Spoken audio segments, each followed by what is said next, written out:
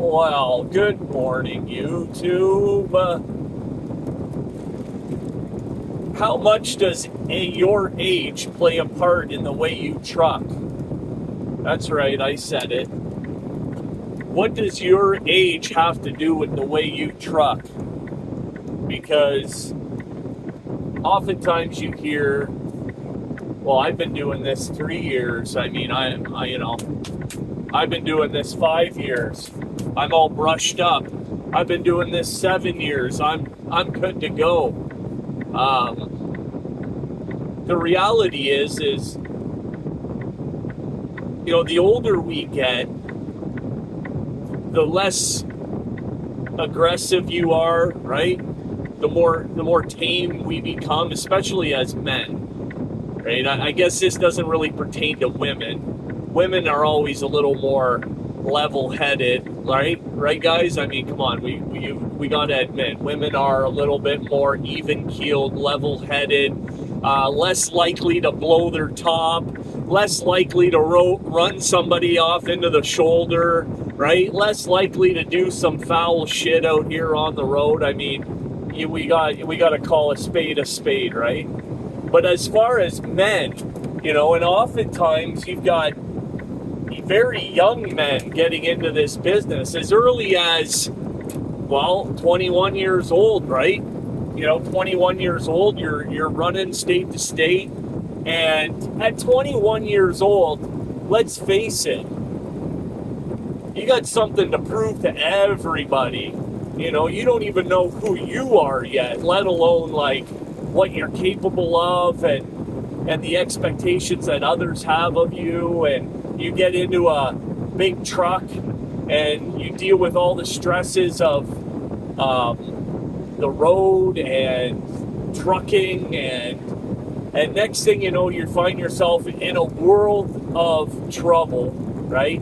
Because we know out here, all it takes is for one bad decision, one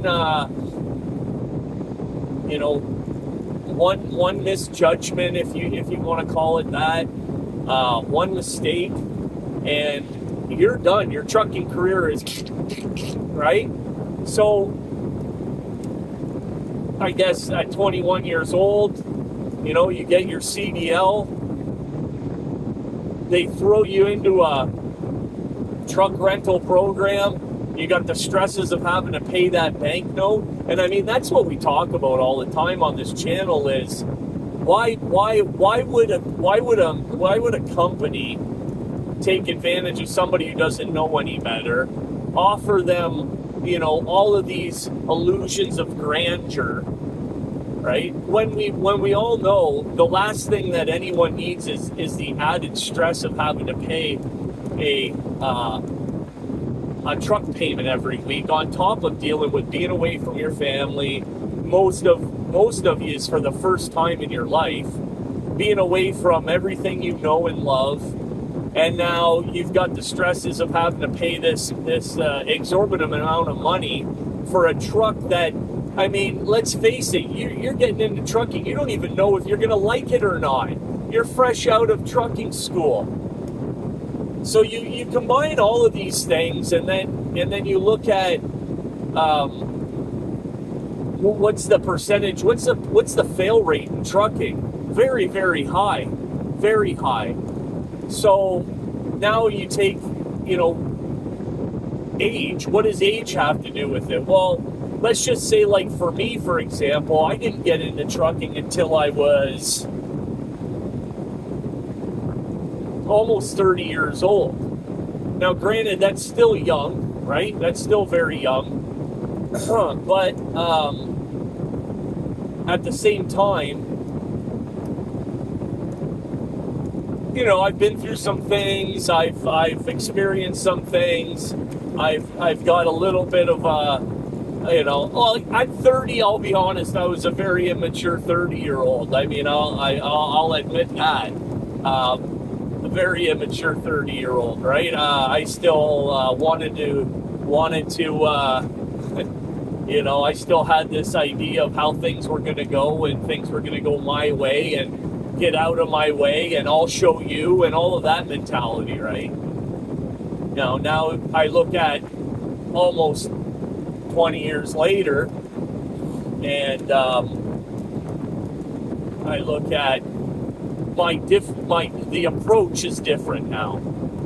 And we see these guys, right? They're 70, 75, definitely 65, 66, 67, all the way up to 70. You're still trucking.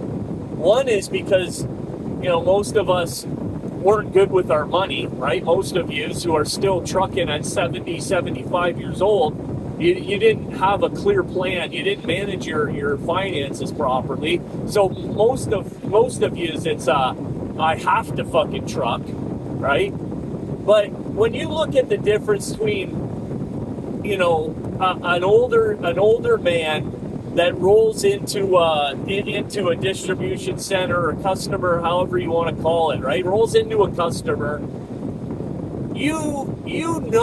I mean, after being out here for a while, you can tell from a distance what the person's age is, what they're all about, basically, just by the way that they roll into the customer's place, right? You're never gonna see a 70-year-old, I'm not gonna say never, okay, don't say never, but very, very rarely, and I can't remember the last time that I rolled into a customer's house, customer's place, and I seen an older gentleman, all right, doing U-turns and spinning around doing 180s in the parking lot, jackknifing their trailer all around and burying their tandems into the asphalt, right? When's the last time you've seen that? Right? There's a different approach. It's a different thought process. It's that old thing, like, the baby bull and the father bull, they're up on the hill and they see a bunch of cows at the bottom of the hill, and the baby bull says to his dad, "Hey Dad, let's run down there and let's fuck one of those cows, huh? What do you say? What do you say?" And Daddy Bull says, "Let's walk down there, son, and we'll fuck them all." Right? That's the approach. And as you get older, right? At least for me, and I think this is true for most of us out here that are getting older and that have been doing this for a little while. Again, right? Our approach is different. This too shall pass. Let's not get so worked up. Let's not jump to conclusions. Let's not jump to try to fix the problem, right? I mean, yeah, let's look to resolve and look for, resolution and solution. But let's not get, a hair up our ass. And, what's that old expression? You get a lot more with honey than you do with vinegar, right? That's a big one. I mean, when I started doing trucking, I was on a reefer division, right? And, back in the early 2000s, right, or when we were out here, things were a lot different. And, things have just evolved. They've changed, especially since COVID. But, when we were still on paper logs, right, and that's the biggest change, is the paper logs that I used to run on paper, right?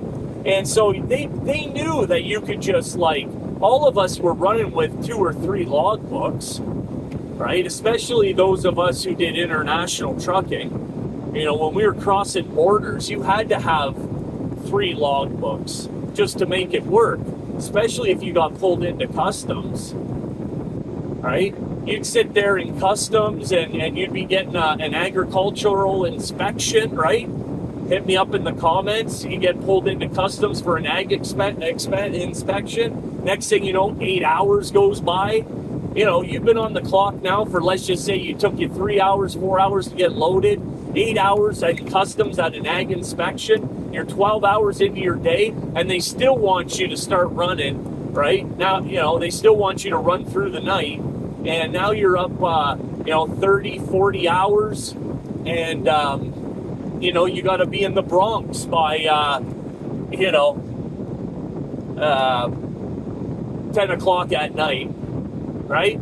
Yeah, well, we still want you in the Bronx at 10 o'clock tomorrow. Well, okay. So anyways, the difference being now is they know that we can't fuck around. So if they want their, that's the one, good thing that all of these e-logs have done for trucking, right? Is that the customer, the shipper, right, the receivers, if they want their product, they have to actually get it off the truck, because we're under federal guidelines now. There ain't a damn thing we can do about it, and they know that. So now they get their butts in gear. Same with customs, and if you get pulled in for an ag inspection, mind you, they don't really give a shit, but their formats and the way they do things has tightened up quite a bit over the years. I mean, it wasn't that long ago that I was on a reefer trailer. What was it, like 5 years ago, right? So things tightened up quite a bit there in that respect as well. But no, I mean, just the way that, and it's not just in trucking. Let's be honest, right? Relationships, an older man, yeah, there's a lot of great things about being young, full of vigor, full of hormones, full of piss and vinegar. Hey, this square peg doesn't want to fit in that round hole. Here, give me something so I can smash it in there, right? I mean, that's that get it done attitude. Whereas I'm more likely to say, oh, that square peg don't want to go in that round hole. Well, you better call somebody to figure out how we're going to get it done. Right? Really? I mean, no, I'm going to take a look at it. I'm going to approach it from fucking smash myself this morning. I already hurt myself, and it's fucking 5:30 in the morning. Already hurt myself. Anyways, but no, honestly, I'm gonna take the approach of like, I've been in a situation many times, like most of us have, where, okay, yeah, I can get it done, and guess what? No good deed goes unpunished, right? Wow, who told you to do that? Well, I don't know, I just fucking, it doesn't matter whether, we can't get you unloaded because that trailer's in the way. Oh, well, here, let me unhook from my trailer and I'll hook up to that thing and I'll get it out of the way. Oh, okay, sure, yeah, that sounds great. And next thing you know, you're sucking hind tit because that trailer wasn't supposed, just for instance, right? For instance, trying to do somebody a favor, trying to be proactive isn't always in your best interest in trucking or, in life in general, really. I tend to take the, stand back, watch it from a distance approach, because you just never know what, I don't know what, if I smashed my forearm on something or what, but I know I didn't smash my forearm on something. What the fuck did I do, man? Oh, fucking, I think maybe, God damn it. Excuse me for using that language, but that hurts. And, I normally don't feel too much pain, really, but when that's burning like a son of a gun. And that's another thing, too. Another perfect example of being young and shit. When I used to do flatbed when I was younger, jumping off trailers.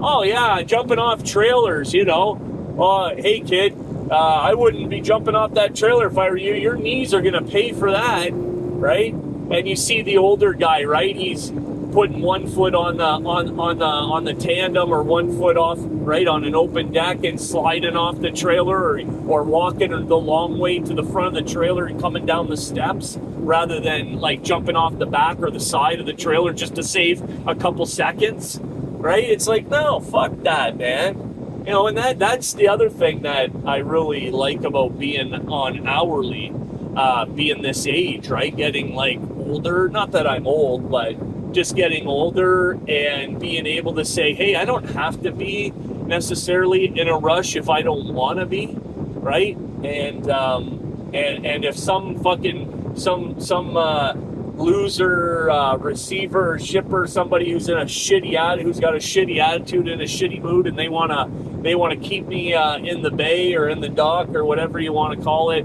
You know, they don't want to unload me or whatever. It's like, all right, fine, have your little hissy fit, have your attitude. I don't care, right? I'm getting paid by the hour. I mean, there are some days where it's like, no, I got shit to do, man. You know, just because I'm getting paid by the hour doesn't mean that I want to be like jerked around all day, right? And but I can't say that really happens too much with this company. Hardly ever. You know, I can probably count on 2 or 3 fingers in the time that I've been here that's happened. Well, we're getting rain already, which, okay, fine. Let's have some rain, I suppose. But I'm really not, I'm hoping it cools things down because, again, right, yesterday was so freaking hot. What is it today? Tuesday, August 27th.